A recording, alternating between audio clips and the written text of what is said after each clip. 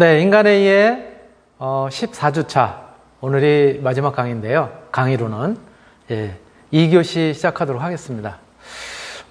우리가 조금 전까지 굉장히 다양한 요소에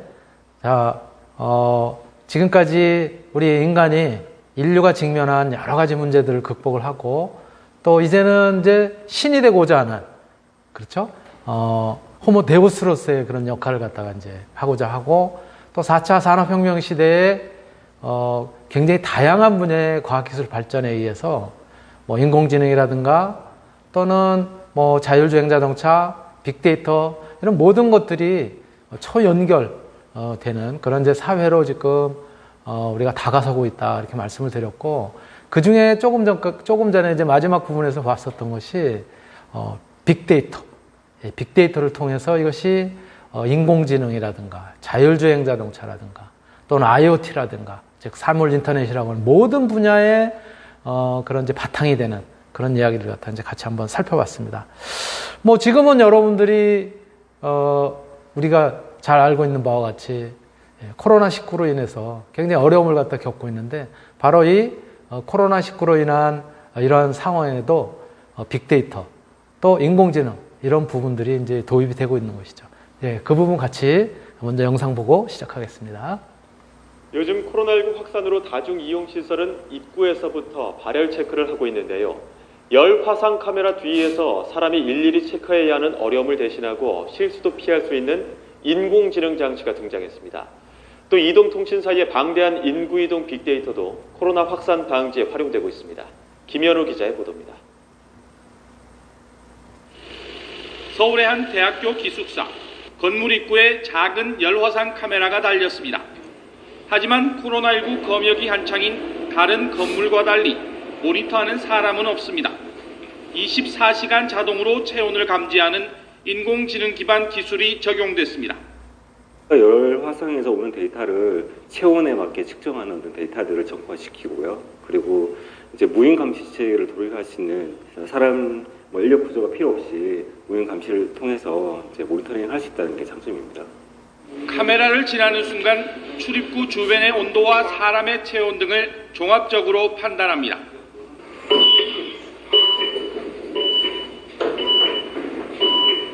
비정상 체온이 감지되었습니다. 학교나 기업처럼 유동인구가 많은 곳에 코로나19 초기 상황을 사람이 아니라 인공지능이 대신해 빠르게 감지해내는 겁니다. 인공지능 기반의 열화상 카메라가 이상 체온을 감지하면 관련 데이터를 0.2초 만에 관제센터로 전송합니다. 한 스타트업 기업이 개발한 인공지능 기반 코로나 발열 무인 관제 시스템은 해외 진출을 앞두고 있습니다. 아무래도 생활관이나 학생회관 등은 학생들의 출입이 빈번한 곳입니다. 일일이 체크해서 감염 여부를 관리하기보다는 무인 카메라는 훨씬 더 많은 인원을 효율적으로 처리할 수 있다는 점에서 경북 경산의 한 경찰서 지구대 모니터를 통해 관내 지역 곳곳을 살핍니다. 코로나19 확산 방지를 위해 유동인구가 많은 지역을 우선 순찰 지역으로 선택합니다. 코로나19가 확산한 경북 경산경찰서가 한 이동통신사에 실시간 유동인구 분석을 의뢰했고, 통신사는 기지국 정보를 바탕으로 빅데이터를 분석해 실시간 유동인구 분석 프로그램을 개발한 겁니다. 실시간 유동인구 데이터를 계속 제공을 해드리면 어디에 방역을 하거나 어디에 순찰을 하셔야 되는지를 파악하실 수 있을 거다라고 생각을 하고 제공을 하게 됐습니다. 세계 최고 수준의 국내 정보통신 기술이 코로나19와 같은 재난 확산과 예방에도 천병으로 등장했습니다. YTN 김현우입니다. 네. 그리고 한편으로 우리 의료 분야에도 인공지능을 탑재한 그런 이제 바로 인공지능 의사? 이렇게 이야기할 수 있는 부분들이 지금 도입이 되어 있어요. 진단뿐만이 아니라 어떻게 하면 최적의 그런 치료 솔루션을 갖다가 낼 수 있는지, 그러한 것들을 갖다 도입한 인공지능 의사 왓슨이라고 하는 그런 이제 프로그램 잠깐 한번 살펴보겠습니다. 국내에서는 질병원이 2016년 12월 한국 최초로 미국 IBM사의 인공지능 왓슨 보온 콜로지를 실제 의료 현장에 활용한 IBM 왓슨 인공지능 암센터를 열었다. 왓슨 암센터는 인공지능 슈퍼컴퓨터 왓슨을 기반으로 총 8개 전문 진료과, 30여 명의 전문의, 그리고 왓슨 전문 코디네이터가 함께 근무한다. 길병원의 왓슨 암센터를 찾은 암 환자들은 세계적 수준의 의료기관들이 제공하는 암치료 솔루션을 경제적, 물리적, 지리적, 공간적 제약 없이 받을 수 있는 것이다. 그렇다면 왓슨은 암치료 과정에서 어떤 역할을 하는 것일까?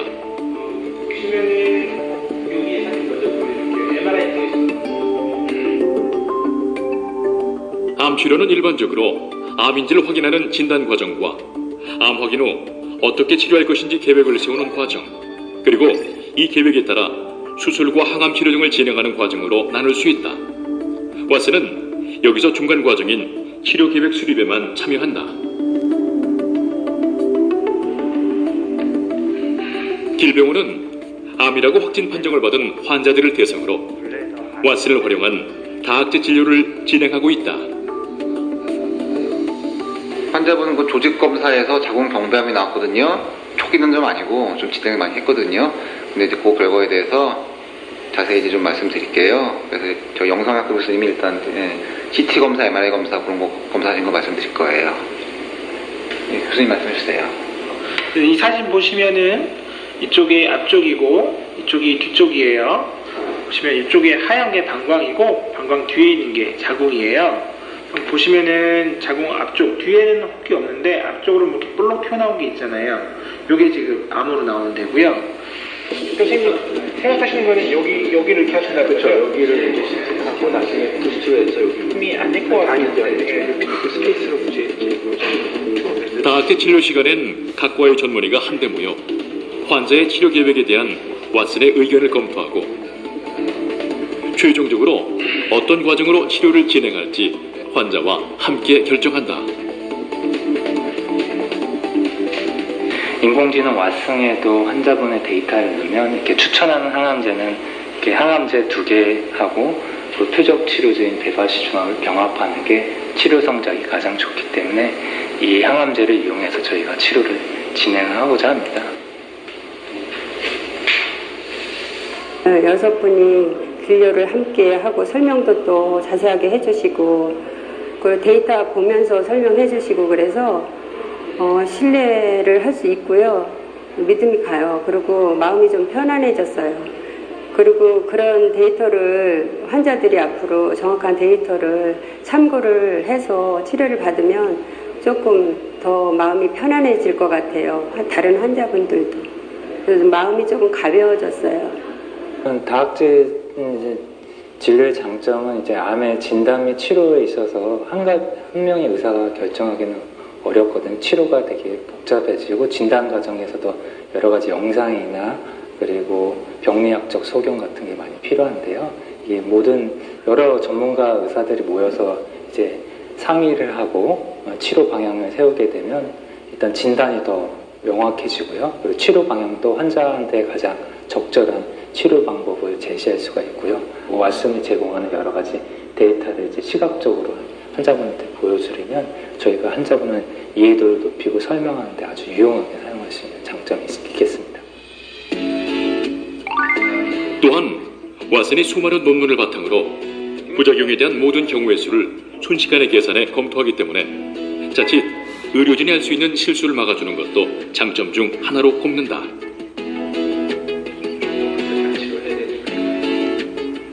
환자의 데이터는 다학제 진료 전에 미리 입력하는데 나이, 성별, 몸무게와 여성의 경우 폐경 여부, 암세포 타입, 피검사, 과거 수술력 등 최소 10개부터 최대 80개까지 환자의 의료 정보를 입력한다. 현재까지 왓슨이 치료법을 내놓을 수 있는 암은 위암, 대장암, 직장암, 폐암, 유방암, 자궁경부암, 난소암, 전립선암이다. 이런 암의 초기는 전부 치료법을 내놓을 수 있으며 진행암도 대부분 가능하다. 하지만 국소 부위에 재발된 암은 아직 치료법이 업데이트 중이다. 왓슨 포 온콜로지가 제시하는 치료법은 여러 가지인데요.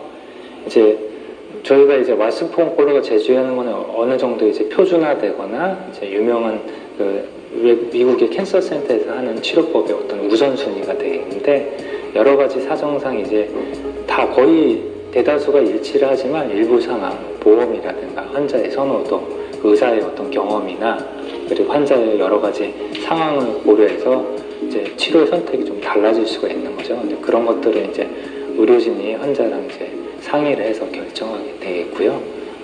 또 이제 왓슨 포 온콜로지는 치료법만 제시하시면 정말 이제 검사를 하는 거죠. 그 치료를 하는 과정에서 환자분을 좀 도와드리고 치료의 결과가 어땠는지, 그 치료 과정 중에 여러 어려움 점이 없었는지 그런 거를 이제 도와드리고 하는 거는 이제 결과적으로 의료진의 역할이죠. 그렇다면 환자들이 궁금해할 왓슨의 진료 비용은 얼마나 될까? 왓슨을 사용하는 비용은 환자분 부담은 없고요. 무료로 진행을 하고 있고 병원에서 부담하고 있고요. 그리고 왓슨을 할 때는 다학제 진료 형태로 이루어지고 있고요. 보통은 주치의 교수님뿐만 아니고 항암 하시는 교수님, 그리고 방사선 치료하시는 교수님, 영상을 판독하시는 교수님, 병리과 교수님 등 여러 교수님들이 모여가지고 지금까지 하셨던 검사에 대해서 설명도 해드리고 그리고 왓슨 결과도 설명을 해드리기 때문에 다학제 진료비만 받고 있습니다. 다학제 진료는 나라에서 보험을 해주고 있기 때문에 10,000원 미만으로 부담 없이 진료를 보실 수가 있습니다. 가장 먼저 왓슨을 도입했던 미국의 경우 그 효과를 의료 민주화라고 표현한다. 일부 병원에서만 받을 수 있는 높은 수준의 고가 의료 서비스를 일반인들도 받게 됐기 때문이다.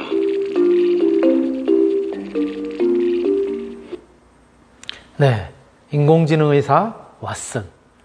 예, 우리나라 굉장히 유수한 병원에서도 전부 도입이 지금 이제 되고 있고요.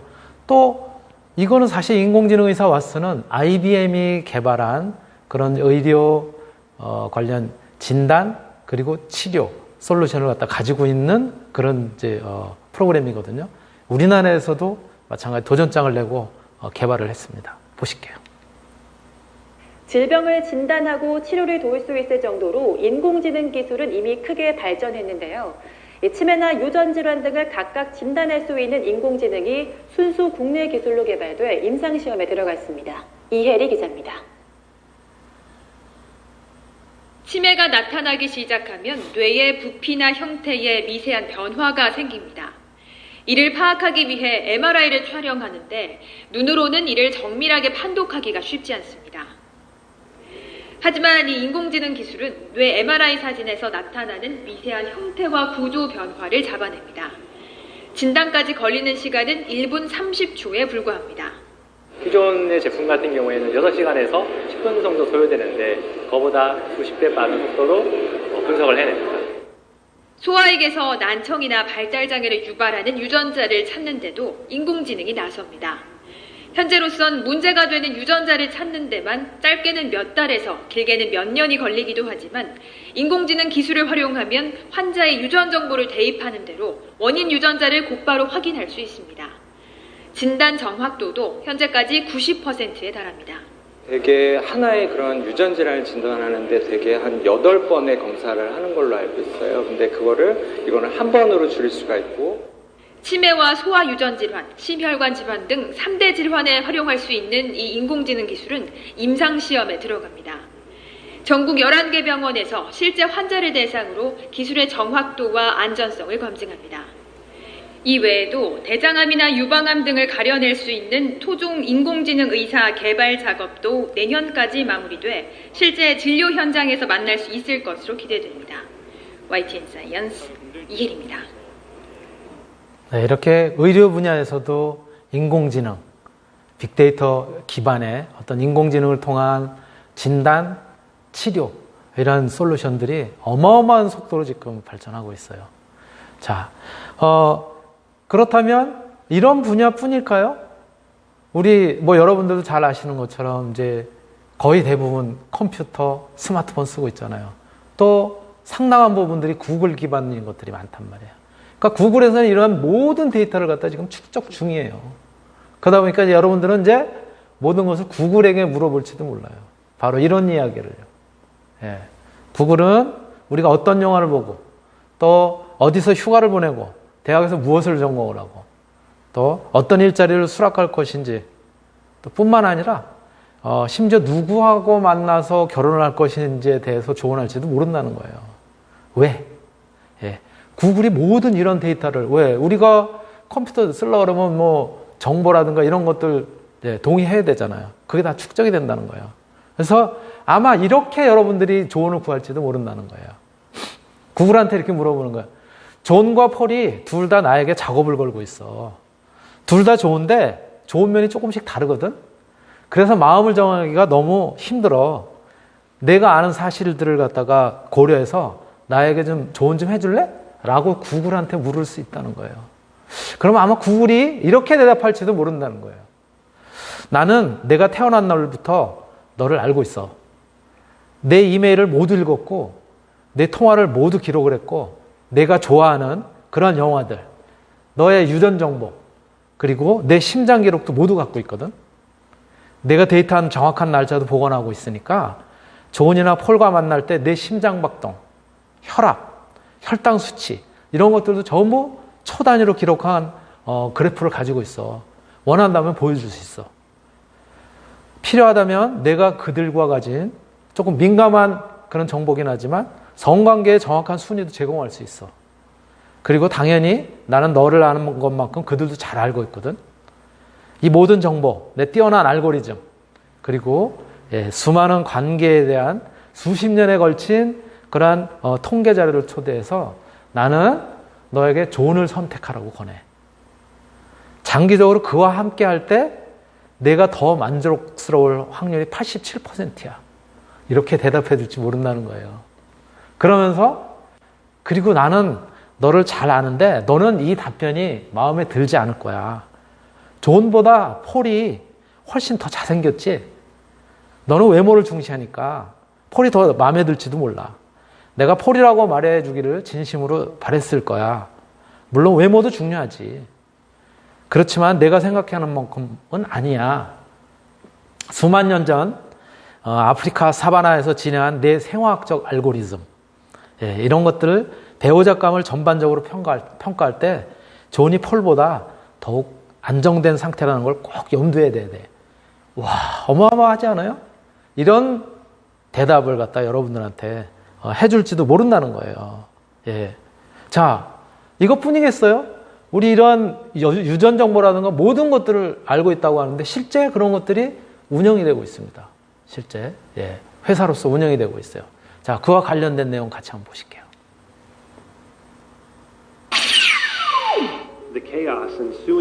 잦은 테러와 경제난을 이유로 반이민자 정책을 지지하는 목소리들.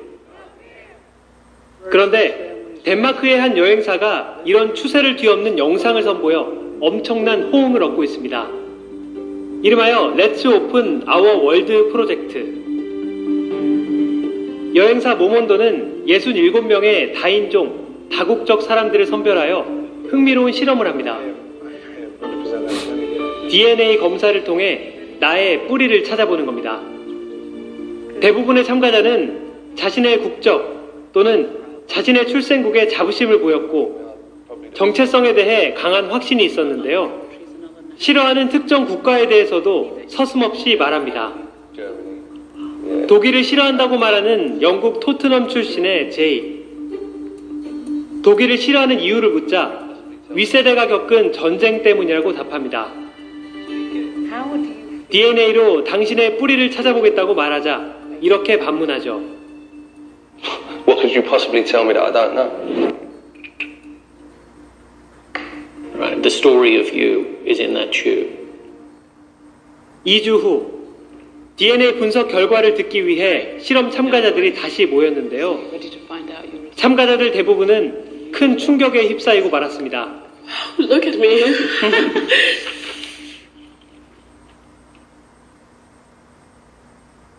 Oh my God. Great Britain, 30%. Can we 5% German? I'm Irish. Yeah, so I'm a Muslim Jew. Great Britain 11%. Are you sure these results are mine? Eastern Europe? 한 참가자는 세상 모두가 이 실험에 참가할 것을 제안하기도 했습니다. I'm going to go a bit far right now, but this should be compulsory. There would be no such thing as like extremism in the world if people knew their heritage like that. Like, who would be stupid enough to think of such thing as like a pure race? 순수혈통, 단일 민족이라는 개념에 물음표를 던진 이 실험은 유튜브에서 화제가 되었고 지금도 SNS를 통해 계속 퍼져나가고 있습니다.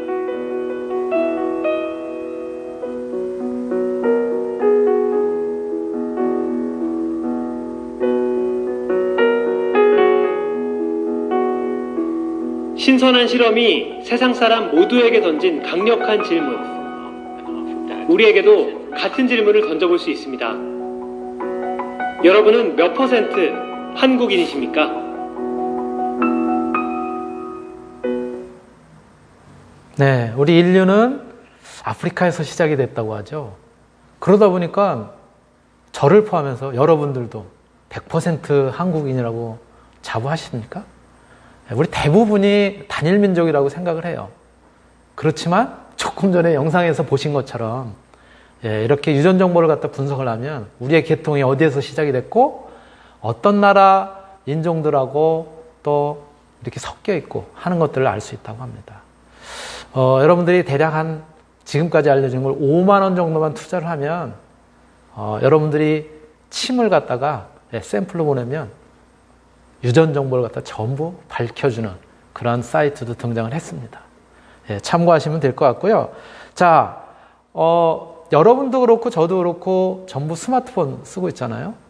스마트폰에서 요즘은 굉장히 스마트폰이 똑똑하게 비서 역할을 하고 있어요. 그래서 한 시청자가 한번 비교를 해봤어요. 우리가 잘 아는 삼성. 삼성은 빅스비라고 하는 AI 비서가 탑재되어 있죠. 그리고 여러분들이 많이 쓰는 또 뭐라 그럴까 이제 아이폰에서는 시리라고 하는 그런 이제 AI 비서가 탑재되어 있습니다. 둘을 비교를 해봤어요. 굉장히 재밌습니다. 한번 보실게요. 안녕하세요, 노래입니다. 오늘은 제가 대한민국에서 가장 유명한 음성인식 비서 2명을 데리고 왔어요. 어쨌든 소개를 해보죠.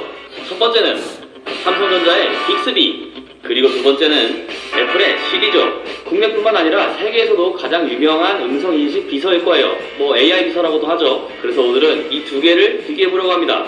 과연 도래와 말장난을 재미있게 하는 비서가 누구일지 같이 알아보도록 하죠. 일단은 아이폰부터 해볼까요? 오늘 저녁은 뭘 먹을까?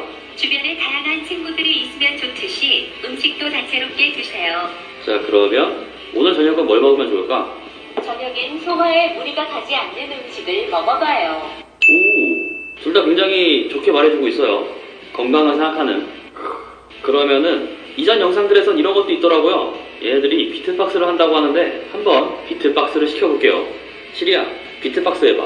연습 중인 비트박스예요. 북치기, 박치기, 북치기, 박치기, 박치기, 북치기, 박치기, 북치기. 전 이거 하루 종일 할 수 있어요. 박치기, 북치기, 박치기, 북치기, 박치기, 북치기, 북치기, 박치기, 박치기, 북치기, 박치기, 북치기, 박치기, 북치기, 북치기.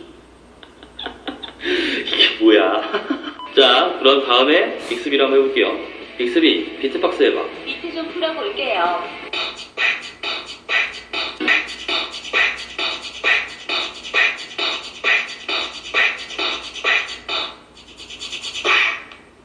가뿐하죠? 이게 뭐야? 야, 이건 비계음이잖아. 좀 더 재밌는 거 없을까요? 이번에는 한번 심심하다고 해볼까?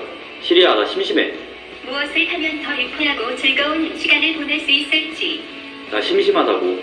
정말 뭔가 신나고 즐거운 일이 있으면 좋겠네요. 나 심심한데 뭘 하면 좋을까? 흥미로운 질문이네요, 박재훈님. 답을 안 해주고 있어요. 좀 뺑뺑 돌아가죠. 그러면은 이번에는 빅스비를 한번 해볼게요. 나 심심해. 그래프라이브 재밌는 이야기를 준비했죠. 구연동화 들려줘라고 말해봐요. 오, 구연동화 들려줘. 지구의 온 어린 왕자는 어느 날 여우를 만났어요. 꽃병과 친해진 어린 왕자는 여우에게 오후 4시에 온다면 나는 세시부터 행복해질 거야. 웃긴 얘기 들려줘. 실은 정말 사랑했어요. 하늘을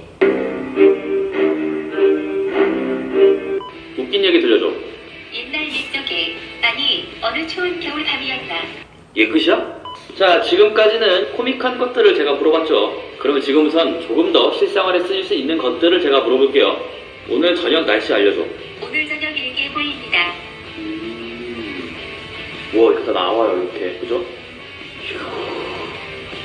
오늘 저녁 7시에 알람 맞춰줘. 오후 7시에 알람을 맞춰놨어요. 이야, 실제로 보니까 저도 제가 자주 쓰고 있는 기능이에요. 그냥 시리를 불러서 이렇게 알람을 맞춰놓으라고 하면 짜잔, 바로 알람이 맞춰지는 거죠. 자, 하나만 더 해볼까요? 이것도 가끔 제가 쓰는 건데 동생한테 내일은 꼭 우리 집에 와서 같이 일하자 라고 문자 보내줘. 보내시겠습니까? 제대로죠. 자, 이렇게 굉장히 실사용에서 필요한 음성인식이 잘 돼요. 자, 이번에는 그러면 빅스비를 가지고 한번 해보겠습니다. 오늘 저녁 날씨 알려줘. 금요일 날씨는 대체로 맑겠습니다. 예상 최고 기온 27도입니다. 오, 역시 굉장히 편하게 나오죠. 그리고 또 하나 해볼까요? 이건 저희 엄마 폰이니까 아들이라고 얘기를 해야겠죠. 아들한테 전화번호 줘. 목록에 없네요. 누구를 찾아볼까요? 박재우. 목록에 없네요. 누구를 찾아볼까요? 재우. 이렇게 왔어요. 그죠? 저희 엄마는 그냥 제 이름으로 저장을 했네요. 그리고 마지막으로 내일 오후 3시에 알람 맞춰줘. 22시간 15분 후에 알람을 올릴게요. 오, 역시나 굉장히 잘 인식이 됐어요. 이 정도 만족이에요. 자, 오늘은 이렇게 시리와 빅스비를 한번 비교해봤는데요. 시리는 그 명성답게 굉장히 인식이 잘 되었고 빅스비는 후발주자임에도 굉장히 편의성이 높은 모습을 보여줬습니다. 사실 둘 다 쓰는데 그렇게 문제는 없어요. 제가 봤을 땐 취향의 차이, 뭐 그 정도라고 보면 되겠네요. 네. 여러분들 전부 스마트폰 가지고 있는데 활용해 보셨습니까? 저는 활용하고 있어요. 예를 들어서 날씨가 궁금하다라든가 또는 뭐 주변의 음식점 이런 것들 추천받을 때 직접 말하면 음성인식 AI 비서가 잘 가르쳐 줍니다. 또 여러분들이 궁금한 내용 다 대답해 줘요. 한번 테스트 해 보시기 바랍니다. 네. 자, 이렇게 우리가 이런 시대에 이제 살고 있는데요. 자, 그렇다면 진짜 앞으로 다가올 우리 스마트 시티, 우리 미래의 삶 어떻게 변할지 같이 한번 영상으로 한번 보시겠습니다.